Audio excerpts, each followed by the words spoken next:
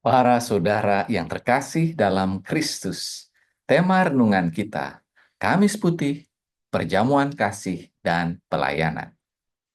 Para saudara yang terkasih, dalam perayaan Kamis Putih, kita mengenang malam terakhir Tuhan Yesus bersama para muridnya sebelum ia menyerahkan dirinya untuk kita. Liturgi hari ini membawa kita merenungkan tiga pilar utama dari peristiwa agung ini. Perjamuan Paskah Yahudi yang diubah menjadi perjamuan Tuhan. Penetapan Ekaristi sebagai kenangan akan pengorbanannya dan tindakan kerendahan hati serta pelayanan melalui pembasuhan kaki. Bacaan pertama dari kitab Keluaran membawa kita kembali ke malam yang menentukan dalam sejarah bangsa Israel. Di tengah perbudakan di Mesir, Allah memerintahkan mereka untuk mempersiapkan perjamuan Paskah. Seekor anak domba yang tak bercela dikurbankan, darahnya dioleskan pada ambang pintu sebagai tanda perlindungan dari malaikat maut. Perjamuan ini bukan hanya sekedar makan malam, tetapi sebuah ritus pembebasan, sebuah peringatan akan kasih setia Allah yang menyelamatkan umatnya dari perbudakan. Roti tak beragi yang mereka makan melambangkan ketergesaan mereka untuk keluar dari Mesir tanpa sempat mengembangkan adonan. Peristiwa Paskah ini menjadi fondasi bagi identitas bangsa Israel, sebuah pengingat abadi akan karya penyelamatan Allah.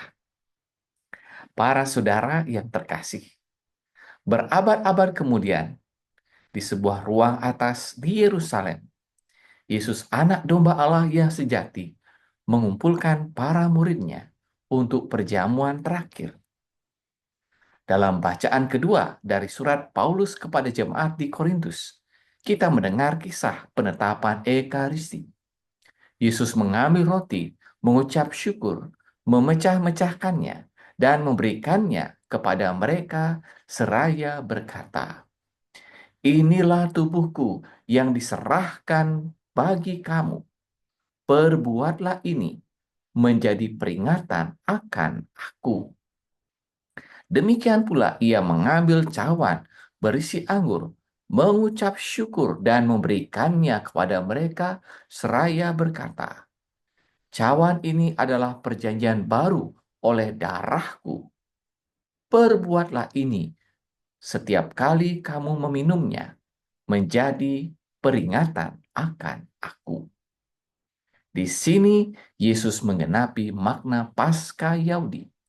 Anak domba Paskah yang dikurbankan menunjukkan kepada dirinya sendiri, anak domba Allah yang menghapus dosa dunia.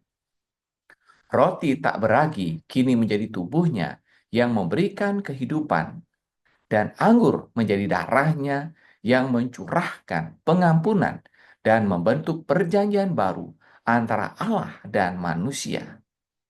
Setiap kali kita merayakan Ekaristi, kita tidak hanya mengenangkan peristiwa masa lampau, tetapi kita secara nyata mengambil bagian dalam pengorbanan Kristus, menerima kekuatan dan rahmat dari tubuh dan darahnya.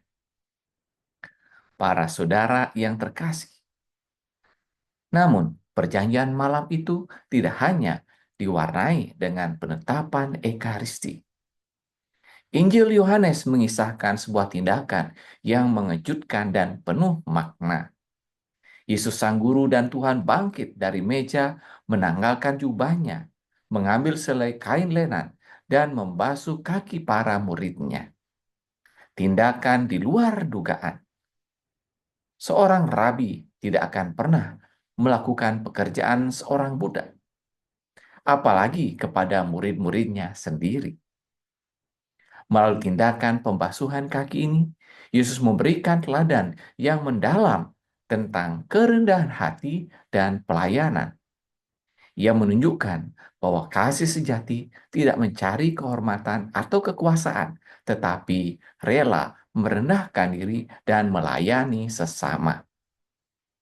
Ia berkata kepada mereka, "Jikalau aku Tuhan dan gurumu membasuh kakimu, maka kamu pun wajib saling membasuh kakimu.